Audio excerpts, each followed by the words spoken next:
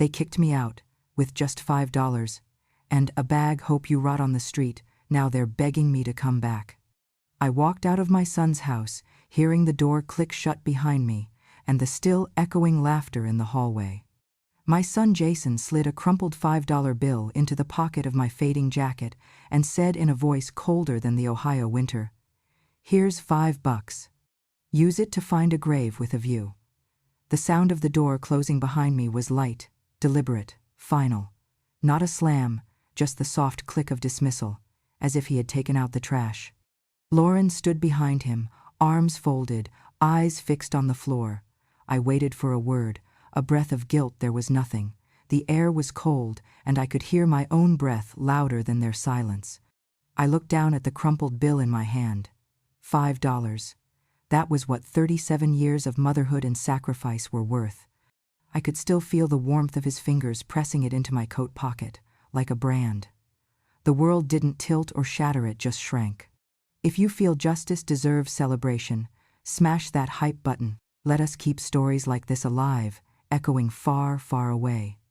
Your support helps us bring understanding and love to those who deserve it. Thank you so much. Keep listening.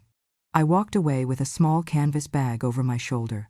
Inside were 3 worn dresses, my last medical results, and a pair of glasses with one loose arm. That was all I had left from a lifetime of giving.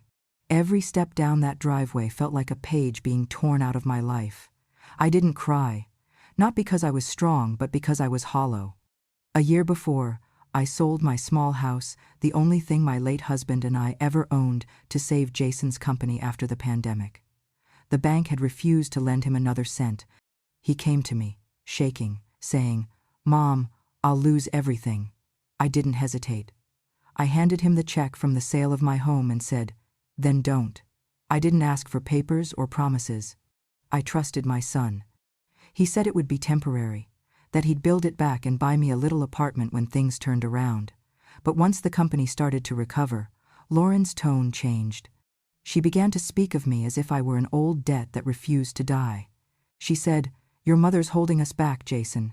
You'll never have peace while she's hanging around here." Lauren never forgave me for something I didn't even do. She believed I'd helped Jason leave his first wife, a woman she said he truly loved. That marriage had been drowning long before I said a word, but in Lauren's eyes, I was the witch who broke it apart. The day she moved into my home, she called it her space, not ours. She changed the locks on the study where my husband's books were still lined up, saying, "It's better this way. The past only clutters things." I started feeling invisible in my own home. My coffee cup disappeared from the cabinet. My seat at the table became extra. When guests came, Lauren introduced me as Jason's mom. "She's staying with us for now." Staying. As though I had just dropped by and overstayed my welcome. One night, I overheard them talking in the kitchen. Lauren's voice was sharp, soaked in irritation. "She's just a warm body with a name on a will. We just need to keep her breathing until the paperwork clears." And Jason, my son, the same boy who used to beg me for one more bedtime story, laughed and said, "She's one flu away from solving all our problems." That was the night I packed my things. I didn't say goodbye. I couldn't. When morning came, they were waiting for me by the door, Lauren holding it open with that smirk she saved for people she thought beneath her. Jason gave me the $5. That was their version of closure.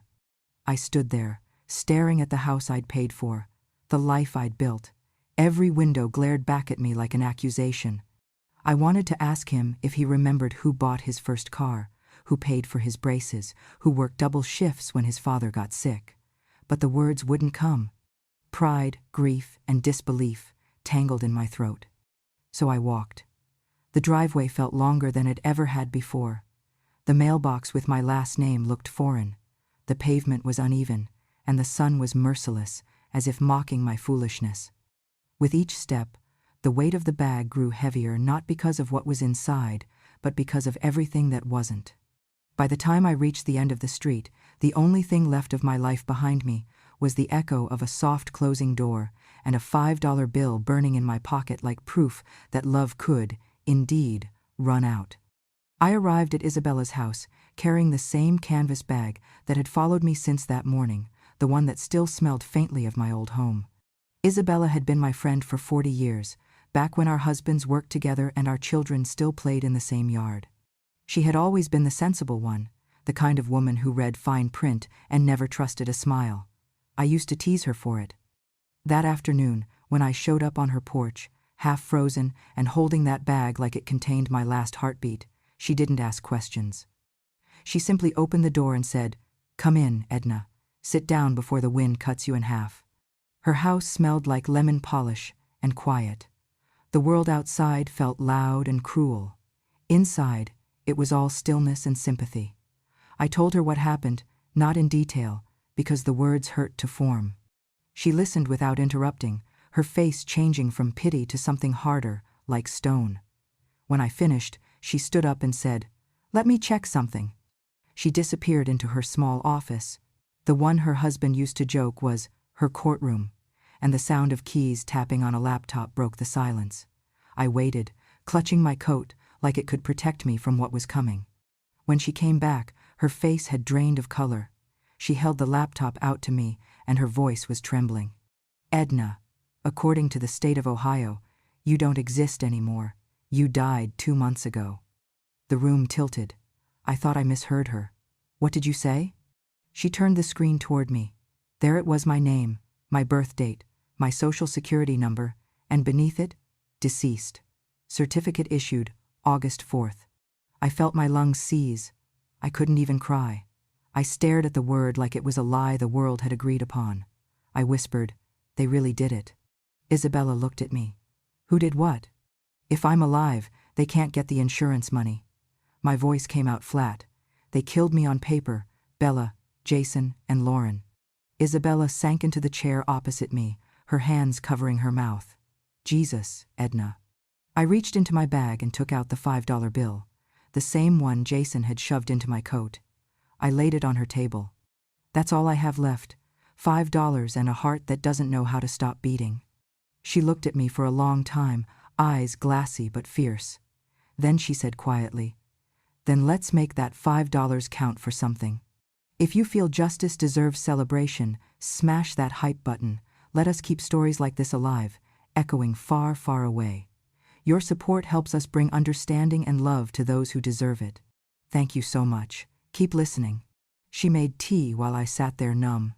The steam fogged my glasses, and for a strange moment I thought maybe this was all a misunderstanding, a clerical error, some bureaucratic nightmare that could be fixed with a phone call.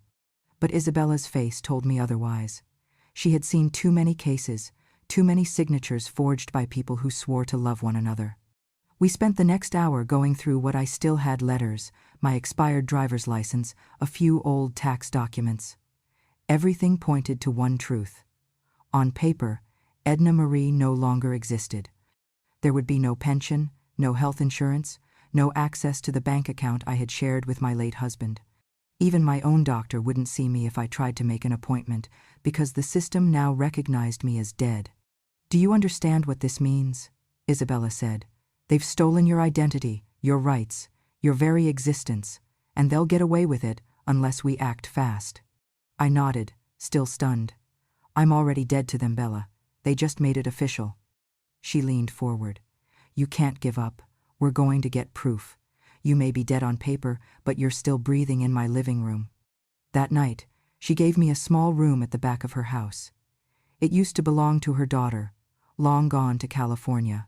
There was a single bed, a lamp, and a window that faced the alley. I sat on that bed staring at my hands for a long time, tracing the lines on my palms like they could tell me who I was. I thought of Jason as a boy, how he used to draw his hand over mine and laugh about how small his fingers were compared to mine. I wondered when he stopped seeing me as a mother and started seeing me as an obstacle. Maybe it happened the day money became his god. Or maybe it started long before, when he realized love was the one currency I never made him pay for. In the middle of the night, I heard Isabella on the phone in the other room, speaking in her sharp lawyer tone, the voice that used to make grown men nervous. She was asking for access to legal archives, mentioning fraud and identity theft. I wanted to tell her to stop, that it wasn't worth it, that I didn't want her dragged into my mess. But I stayed quiet. For the first time in years, Someone was fighting for me, and I couldn't bear to stop it. I barely slept. Every time I closed my eyes, I saw the death certificate with my name on it. I imagined Lauren signing the forms, her manicured fingers holding the pen steady while Jason stood beside her, arms crossed. Maybe he hesitated, maybe he didn't. Either way, they'd buried me without a coffin. When morning came, Isabella knocked on my door holding a mug of coffee. "Eat something," she said. "We have a lot to do." I took the cup, my hands trembling slightly. "What happens next?" She smiled, the kind of smile that means war. "Next," she said, "we make the living rise from the dead." The morning I decided to stop being dead, the sky over Ohio was pale and dry. Isabella had spent the night drafting letters to every authority she knew, and by dawn she was snoring softly on the couch with her glasses still on. I watched her sleep for a while. There was something oddly comforting about the quiet determination in that woman. She was my last ally, but I knew that what had been stolen from me could not be returned in silence.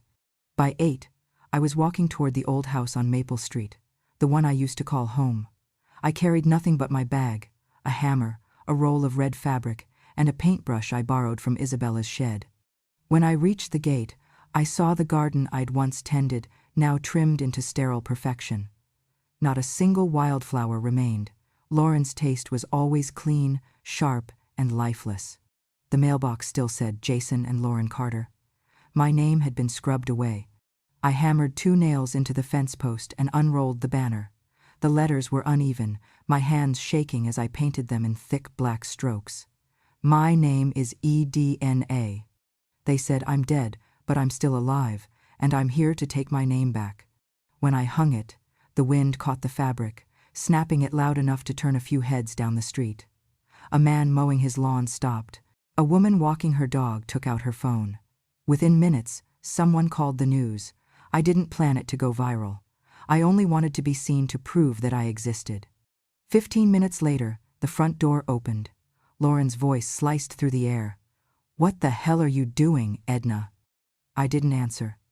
Jason appeared behind her, his hair perfect, his expression flat. He looked at me like a stranger loitering outside his property. "You need to leave before I call the police," he said. I turned to him. "They won't arrest a dead woman." Lauren hissed. "You're embarrassing yourself." "No," I said quietly. "I'm reminding you that I'm still here." A car stopped nearby. A reporter and a cameraman got out. The woman approached with cautious curiosity. "Ma'am, are you the one who put up this banner?" "Yes," I said. "I'm the woman who died 2 months ago, according to her own son." Lauren's face drained of color. Jason started to speak, but the reporter was faster. "Would you like to explain, sir? Your mother says she's been declared deceased." He stammered. "That's absurd." "She's confused." "Confused?" I took the $5 bill from my pocket, held it up to the camera. This is what he gave me before he shut that door in my face. $5. That's how much my life was worth to him. The cameraman zoomed in on my hand. The bill looked small and tired between my fingers. I said, "I keep it because it reminds me that I'm still alive and because even the dead deserve proof of what was taken from them." The reporter looked stunned. A few neighbors had come out now, whispering, filming on their phones. The air was thick with curiosity, and under it, shame his shame. Lauren muttered something to Jason, and they both retreated inside, slamming the door. But it was too late. The world outside had already begun to watch. Within hours, the footage was everywhere. Headlines appeared, "Ohio woman declared dead stands, outside son's home claiming fraud." I didn't read the comments, but Isabella did. She said people were furious, some wanted to help, some just wanted the spectacle. I didn't care about either. I only cared that my name was being spoken again. That evening, a young journalist called Isabella's landline. She wanted to interview me for a follow-up segment. Isabella asked if I was sure, and I said yes. I didn't want pity, I wanted witnesses. The next day, we sat outside the same fence, under that same banner, now rippling like a flag. The reporter asked softly, "Why are you doing this, Edna?" I said, "Because when they erased my name, they didn't just steal money. They stole proof that I ever mattered, and I won't die quietly twice. She asked about the $5 again, and I lifted it, smoothing the creases against my knee. This, I said, is the price my son put on me. But I kept it to remember that I still have value, even when others forget. By the time she packed up her camera, the sun had dropped low, throwing long shadows across the yard. I stood there for a while, watching the lights flick on inside the house that used to be mine. Behind those curtains, Jason and Lauren were probably panicking, whispering about damage control. They didn't understand that what they feared most had already happened. I was no longer silent. If you're listening to this, remember this part. If you feel justice deserves celebration, smash that hype button. Let us keep stories like this alive, echoing far, far away. Your support helps us bring understanding and love to those who deserve it. Thank you so much. Keep listening. 2 days later, the insurance company called Isabella. The investigation into my death was reopened. A representative visited her office, asking for documentation, timelines, proof of life. Proof of life, that phrase made me laugh when she told me. All I had to do to prove I was alive was breathe, but for the system, I needed paper, witnesses, evidence. By the end of the week, the state attorney's office had received a report. The fraudulent certificate, the suspicious policy, the matching signatures. Someone had to sign off on my death, and soon we'd find out who. The night before the news broke, Isabella sat with me on her porch. She poured 2 cups of tea and said, "You realize they'll come after you now, right?" I smiled faintly. They already did. They just didn't finish the job. The wind rustled through the trees, carrying the faint scent of the flowers Lauren had once replaced with gravel. I watched the banner from across the street, fluttering in the dark like a warning, like a heartbeat. For the first time in months, I slept without fear. Because even the dead, once they start speaking, are impossible to silence. The banner did what I never could. It made them careless. Lauren, in her fury, called the insurance company to clarify her side, and that call was recorded. Isabella got a copy through a friend still working in the state office. In that call, Lauren slipped. She mentioned the policy, the release date, and the death certificate that already cleared. That was the first thread. Isabella pulled until the whole tapestry came apart. She spent days on the phone, cross-checking every document tied to my name. One night, I woke up to find her sitting at the kitchen table, surrounded by stacks of printed files. Her glasses were sliding down her nose, and her laptop glowed blue in the dark. "Edna," she said without looking up, "I think I've found how they did it." The death certificate had been issued by Dr. Alan Pierce, a man who had once borrowed money from me when his clinic nearly went under. I remembered giving him a check for $3,000 and a promise. "You'll pay me back when you can." He never did. Now he'd paid me back in full by signing my death. Isabella explained it carefully, like she didn't want to break me. The certificate skipped every required step. No medical record, no coroner confirmation, just a signature and a date. The insurance claim that followed listed Lauren Carter as the primary beneficiary of a $500,000 life insurance policy taken out 3 months before my death. My signature was at the bottom, shaky but convincing. I stared at it for a long time. "That's not my hand." "I know," Isabella said. "They traced it from your old tax forms. But it's enough to pass casual review." The idea that they hadn't just erased me, but planned it, filled me with a cold that no blanket could fight. They had thought it through every paper, every loophole. It wasn't a mistake. It was a slow, deliberate burial. If you feel justice deserves celebration, smash that hype button. Let us keep stories like this alive, echoing far, far away. Your support helps us bring understanding and love to those who deserve it. Thank you so much. Keep listening. Isabella pushed a stack of forms toward me. "I've filed preliminary complaints with the Insurance Fraud Bureau and the state attorney. Tomorrow morning, we deliver the originals." I touched the forged signature again. "They thought I'd never see this." "They thought you'd never breathe again," she said. We drove to the courthouse early, before the heat set in. Isabella had packed the files into a leather folder. I sat beside her in silence, the $5 bill folded neatly inside my palm. When we walked through security, The guard looked at me twice. "You look familiar," he said. Isabella smiled and replied, "She should. She's back from the dead." In the office of the state attorney, a young clerk took our statement. Isabella spoke first, calm and clear. She explained how my son and daughter-in-law had declared me deceased, how a compromised doctor had signed off, and how the policy money had been waiting in escrow. The clerk's eyes widened with each word. When he asked for identification, Isabella handed over the printed death certificate. "Here's her ID," she said. "Apparently, she's dead. But as you can see, she's sitting right here." He looked at me, speechless. I smiled politely. I make a poor corpse. The meeting lasted hours. By the end, the attorney himself came in to shake my hand and said, "Mrs. Carter, this case is going to shake some people. Are you ready for that?" I said, "I was raised in Ohio winters. I can handle a little shaking." That night, back at Isabella's, the relief hit us both. She poured 2 glasses of wine, cheap but celebratory, and we sat on the porch, watching the sun fade behind the rooftops. "You know," she said, "this could go national. Once the fraud team moves, Jason and Lauren will be in headlines before week's end." I didn't smile. "It's not the fame I want, Bella.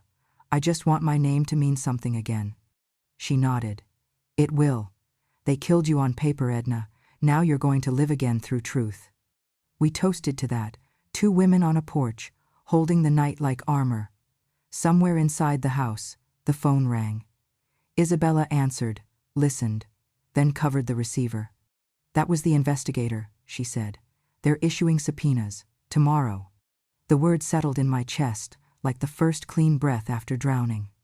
Tomorrow, the day my killers would finally feel the living weight of the woman they'd tried to erase. It was nearly midnight when the noise began.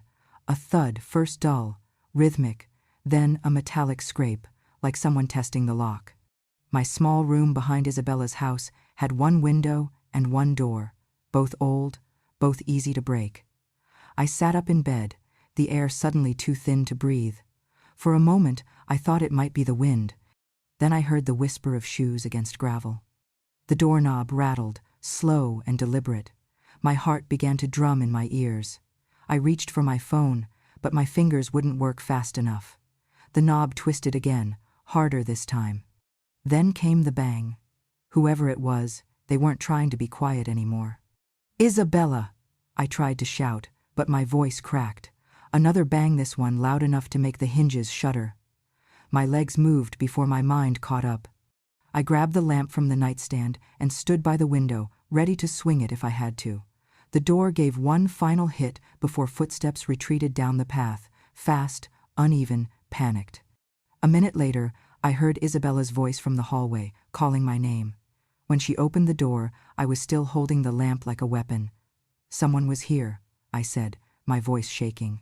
She ran outside while I stood frozen. I could hear her shouting to a neighbor across the alley. The man next door came out with his phone, filming the figure disappearing into the darkness. That video hit the local news before morning. The headline read, "Attempted break-in at home of dead woman in insurance scandal." The footage was grainy, but the shape was unmistakably male, tall, heavy-set, wearing gloves. Isabella turned off the television when she saw it. "They're desperate," she said. "Desperate people make stupid choices." The police came that afternoon. They dusted the door for prints, took photos, asked questions. One of them, a younger officer, found the half-full glass of water on my nightstand. "You drink from this last night?" he asked. I nodded. He sniffed it, frowned, then slipped it into an evidence bag. Hours later, they called back. Traces of benzodiazepine, a sedative, the kind that makes you sleep so deeply you never hear the next sound. I don't remember collapsing, but Isabella told me later that I went pale and fell against the wall. The next thing I knew, I was in a hospital bed, machines humming quietly beside me. The doctor said I'd been given a small dose enough to disorient, not to kill. I suppose that was supposed to comfort me. It didn't. When I woke again, there was a camera crew outside the hospital doors. Reporters wanted to know if I thought Jason and Lauren had sent someone. I didn't answer. I just asked for my $5 back from Isabella's purse. I needed to feel it in my hand. If you feel justice deserves celebration, Smash that hype button. Let us keep stories like this alive, echoing far, far away. Your support helps us bring understanding and love to those who deserve it. Thank you so much. Keep listening. 2 detectives visited that evening. One of them, a woman named Ramirez, took out her notepad. "Mrs. Carter," she said, "we've confirmed that the glass in your room contained traces of the same sedative prescribed to your daughter-in-law. Did you know that?" My lips went dry. "She used to keep them in her bathroom cabinet," I said quietly. "For anxiety," she claimed. Ramirez nodded. "We'll need to bring her in for questioning." The other detective, older and skeptical, asked, "Do you really think your son would go this far, ma'am?"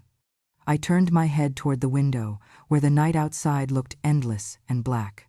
"You tell me, detective, how far would you go to protect $500,000? The next morning, my story was everywhere again, only now, it wasn't about fraud. It was about attempted murder. Woman declared dead, nearly killed in real life. That was the headline. For once, people didn't laugh or doubt. They rallied. Strangers sent letters, prayers, even money I didn't want.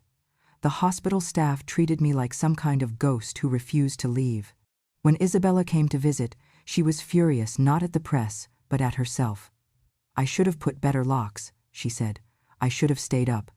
"It's not your fault," I told her. "They've already buried their conscience. Locks can't stop that." She sat down beside the bed and took my hand. "You know what this means, right? They're scared.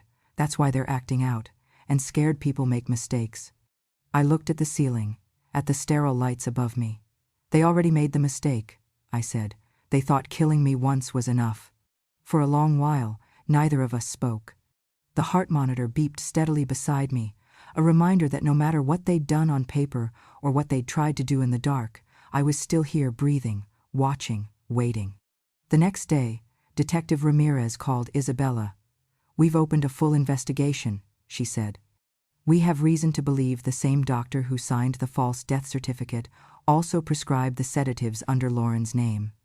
Isabella looked at me after hanging up. "They're done, Edna," she whispered. "They just don't know it yet." I leaned back against the pillow, closing my eyes for a moment. The IV line tugged at my skin, but I barely felt it. The cold outside had crept into my bones, but it didn't scare me anymore. Because I finally understood something I hadn't before: death wasn't the worst thing they could give me. Silence was, and I had already broken that. When the nurses came in to check on me later, I asked them to open the window a little. The night air slipped in, sharp and clean. Somewhere in the hallway, the TV played the evening news. They were showing the video of the man running from my door again, the words flashing beneath. "Authorities suspect link to insurance fraud case." I smiled faintly. Justice wasn't quick, but it was moving, and this time it was on my side. The courthouse was colder than any grave. The marble floors echoed with the sound of shoes and whispers, each step a reminder that I was supposed to be underground. Isabella walked beside me, her briefcase clutched tight, her lips set in that line that meant she wouldn't rest until the truth was nailed to the wall. Cameras flashed outside as we entered, reporters shouting, microphones lunging forward, flashes like lightning in a storm. Inside, it smelled like paper, coffee, and nerves. The hearing room was small, but packed lawyers, journalists, a few curious citizens who wanted to see the woman who'd come back from the dead. I sat at the plaintiff's table, my hands folded neatly, that $5 bill pressed between my palms. Across the aisle sat Jason and Lauren. He looked smaller than I remembered, deflated, like a man who finally realized money couldn't buy silence. She, on the other hand, still held her chin high, like defiance could disguise rot. When the judge entered, everyone stood. He was an older man, gray-haired, eyes sharp behind his glasses. I'd seen him before, years ago, at a community fundraiser. Back then, he'd shaken my hand and told me my son was a fine young man. Life has a dark sense of humor. Isabella opened with precision, her voice calm and cutting. "Your Honor, my client, Mrs. Edna Marie Carter, stands before this court as proof that truth can't be buried by ink and greed." She laid out the documents one by one. The fraudulent death certificate, the forged insurance policy, the transfer of assets. Each paper hit the table with the quiet authority of a hammer. They didn't just steal her money, Isabella continued. They stole her existence. Lauren's attorney tried to object, claiming there was misunderstanding and mental confusion. Isabella cut through it. Confusion doesn't forge signatures. Confusion doesn't sedate an elderly woman in her own room. Confusion doesn't cash $500,000. The judge raised an eyebrow. You have evidence of that? She nodded and turned to the monitor. The lights dimmed.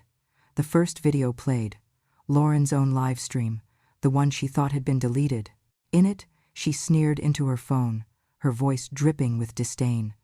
The old witch doesn't even know what's coming. I'm tired of pretending she's still useful. She's already half dead, just waiting for paperwork. The courtroom went silent, except for the faint hum of the speakers. Lauren's hands trembled. Then came the second clip, caught from a security camera near Isabella's house, the figure running from my door, the evidence of attempted break-in. Isabella narrated. This occurred days before Mrs. Carter was hospitalized for sedative exposure. The prescription traced to Mrs. Lauren Carter. The judge leaned forward. You're telling me the defendant attempted to murder her mother-in-law after already filing a fraudulent death certificate? Not attempted, Your Honor, Isabella replied. She simply failed. The murmurs rippled through the room. I could feel every heartbeat in my chest, but I stayed still. My eyes found Jason's. He didn't look at me, only at the floor, his jaw tight. He'd aged 10 years since the last time I saw him. When it was my turn to speak, I stood slowly. The judge gestured for quiet. I walked to the center of the courtroom, my shoes barely whispering against the tile. I held the $5 bill between my fingers. My son once called me a body not yet buried, I said softly. He was wrong. I was buried long before this under his debt, his anger, his wife's poison words. But today, I dig myself out, not because I want revenge, but because I refuse to let my name rot in the ground they dug for me. Lauren shifted uncomfortably, but I didn't stop. I loved my son. I sold my home for him. I gave him everything. And when there was nothing left to take, he took my name. He turned me into paperwork. But you can't forge conscience, Your Honor. You can't sign away truth. I turned toward Jason. You were my heartbeat once. Now you're just the echo of it. Isabella stepped beside me, her voice low but steady. Your Honor, my client seeks not only reinstatement of her legal identity, but the full investigation of those who profited from her erasure. The judge looked down at the documents before him, then back at us. Mrs. Carter, he said, I've presided over hundreds of cases in my life, some about greed, some about betrayal, but this is evil dressed as family. He picked up his gavel. By the authority of the state of Ohio, I hereby declare that Edna Marie Carter is legally alive. The sound of the gavel cracked through the room. I felt something inside me lift a weight I didn't know had a name. The judge continued, voice sharper now. The court orders immediate suspension of all accounts linked to the defendants Jason and Lauren Carter, pending a full criminal investigation for insurance fraud, falsification of public records, and attempted homicide. Lauren gasped. Jason's head dropped into his hands. I didn't move. I simply folded the $5 bill and slipped it back into my pocket, where it belonged. Reporters rushed outside as the bailiff escorted them out. Isabella gathered her papers, her face calm but triumphant. It's over, she whispered. I shook my head. No, it's beginning. Outside the courthouse, flashes went off again, but this time I didn't flinch. The wind was crisp, the kind that burns your lungs but feels like truth. Isabella walked beside me, and when a journalist shouted, Mrs. Carter, what will you do now that you have your life back? I paused, turned to the cameras, and said, I didn't get my life back. I just proved it was mine all along. They vanished from the headlines within weeks, their silence louder than any apology. That night, I sat by the window in Isabella's house, watching the stars. For the first time, my name meant something again. Not because the law said so, but because I refused to let lies become my legacy. Months passed before I could even step inside that house again. Time didn't heal it, rebuilt. The first thing I smelled when I opened that old front door again wasn't dust or decay, it was freedom. The house looked smaller than I remembered, stripped of all its grandeur by time and guilt. The furniture was gone, the floors bare, the walls echoing with ghosts of laughter that weren't mine anymore. I walked through each room quietly, touching the empty door frames like you'd touch a wound that's finally healed over. This was the same place they'd thrown me out of, and now it was mine again, by law, by justice, and by endurance. I didn't move back in. I didn't want to sleep under that roof. I wanted to turn it into something new, something alive. Isabella asked what I planned to do with it, and I told her, I want people to feel warmth here again, but not the kind you buy with family money, the kind you earn after the cold. So we built the second cup, a cafe for the forgotten. The name came to me one night when I was sipping weak hospital coffee, thinking about how the second cup always feels different, not better, not worse, just earned. Within a month, contractors came to sand the floors, paint the walls, and scrub the scent of betrayal from every surface. I chose deep brown wood, soft yellow light, and windows that opened wide.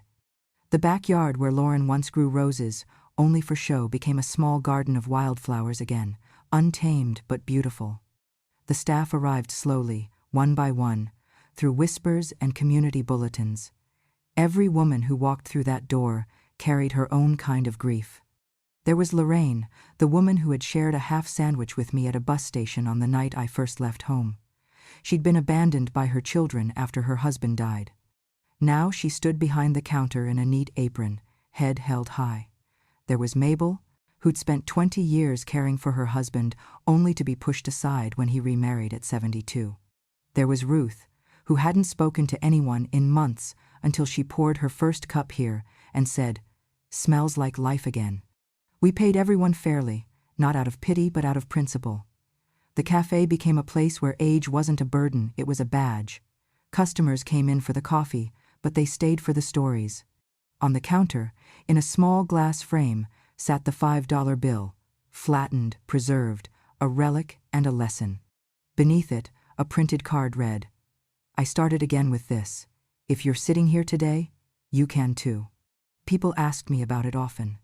I told them the truth. My son gave it to me the day he decided I wasn't worth keeping. But that $5 bought something bigger than his house, bigger than his shame. It bought my beginning. Sometimes I'd catch Lorraine polishing the frame gently, whispering to it like it was a prayer. "You showed them, didn't you, Edna?" she'd say, and I'd smile, not proudly, peacefully. "If you feel justice deserves celebration, smash that hype button. Let us keep stories like this alive, echoing far, far away. Your support helps us bring understanding and love to those who deserve it. Thank you so much. Keep listening." We hosted free coffee mornings every Friday for anyone over 60. No ID checks, no questions, just warmth. Some came with wheelchairs, some with old grief. They all left a little lighter.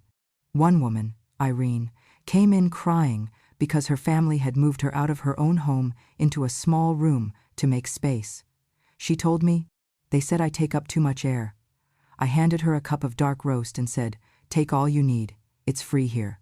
By winter, the second cup had become something the local paper called a refuge brewed in resilience. I didn't care for the poetry of it, but I liked the truth underneath. People needed proof that we, the old, the dismissed, the invisible, still had something to build. One afternoon, Isabella came in wearing her sharp gray coat, the same one she wore in court. She looked around, smiling. "You did it, Edna." I shook my head. "We did. You gave me back my name. I just put it above a door." She laughed, and I poured her a coffee, strong and simple. Around us, the place buzzed with quiet conversation, the sound of spoons, low music, life.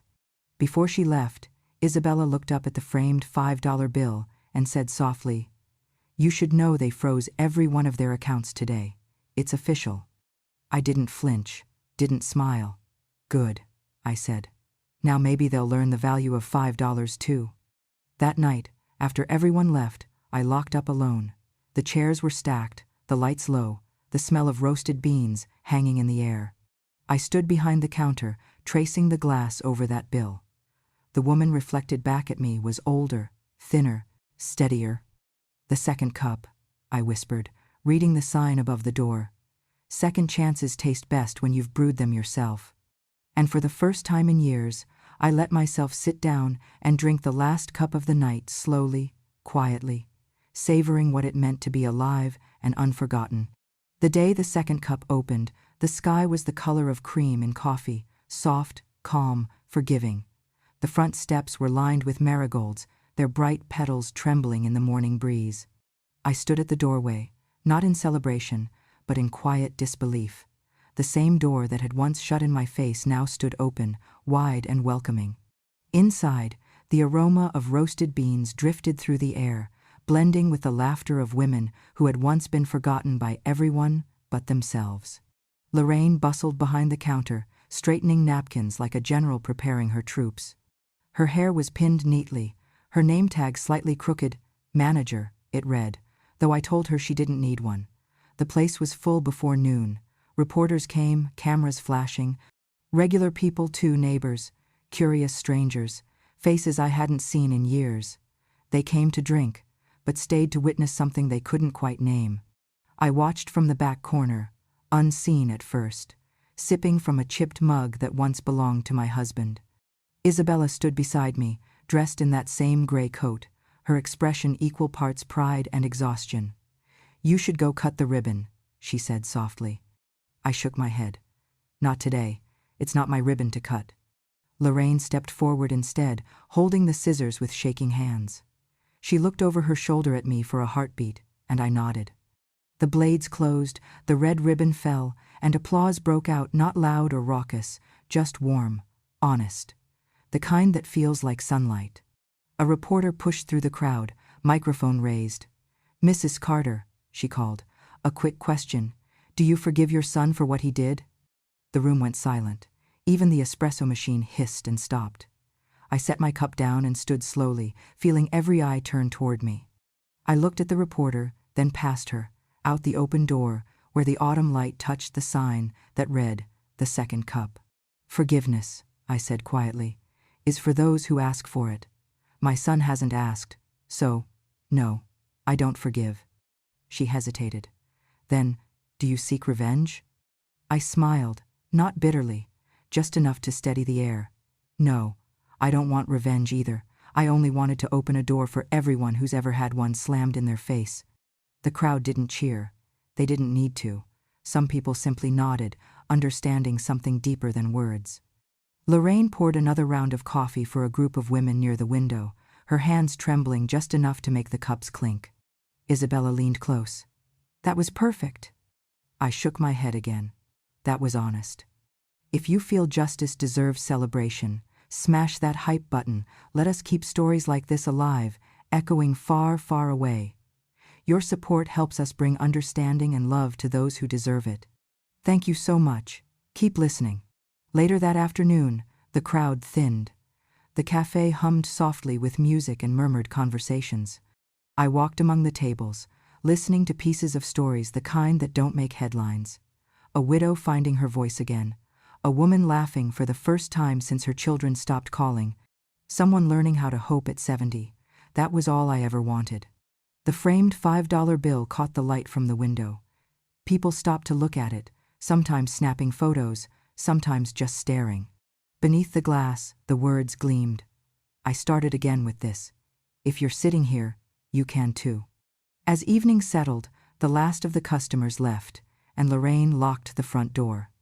We sat together by the window with 2 cups of coffee, steam curling between us. "You ever think about what you'd say to him?" she asked quietly. "Jason?" She nodded. I thought for a long moment. I'd tell him I loved him once, that I still do, maybe, in the smallest, saddest way. But love doesn't mean letting someone bury you. I'd tell him that too. Lorraine reached across the table, touching my hand. "You're stronger than any of us, Edna." I smiled. "No, I just learned how to be alive twice." When she left, I stayed behind to close the lights. The street outside was empty now, the sign glowing faintly in the dark. I turned it off and was about to lock the door when I saw her. An older woman stood on the sidewalk, hesitating under the lamplight. Her coat was frayed, her shoes thin. She held something in her hand, a small, wrinkled bill. She caught my gaze and stepped closer, her voice barely a whisper. "I heard about this place on the news," she said. "I didn't know where else to go." I opened the door. The smell of coffee drifted out, warm against the cold night. She held up the bill between two trembling fingers. "It's all I have." I looked at it. A $5 note, creased and soft, just like mine once was. I smiled and stepped aside. "I once started again with exactly that," I said. "Your first cup's on the house. But your name, you'll have to keep that for yourself." She smiled back, eyes wet with something too old to be just sadness. She walked inside, and I turned the sign in the window from closed to open. And as she stepped inside, I realized the story had come full circle, not as revenge, but as recognition. Outside, the wind moved through the marigolds. Inside, another story began. And somewhere in the quiet between those two worlds, I realized sometimes resurrection isn't about coming back. It's about refusing to stay buried. You've been listening to my story, the story of how $5 and a broken heart turned into a second chance. Life doesn't always give you justice right away. Sometimes it waits until you're strong enough to stand up and claim it yourself. If my story touched you, if it made you believe that even the forgotten can rise again, don't let it end here. Hit subscribe to Grandma True Stories, where every voice, every wrinkle, and every hard-earned lesson finds a place to be heard. Because somewhere out there, another grandma is still waiting for her turn to speak, and with your help, she will. Thank you for listening. And remember, we may grow old, but we never grow silent.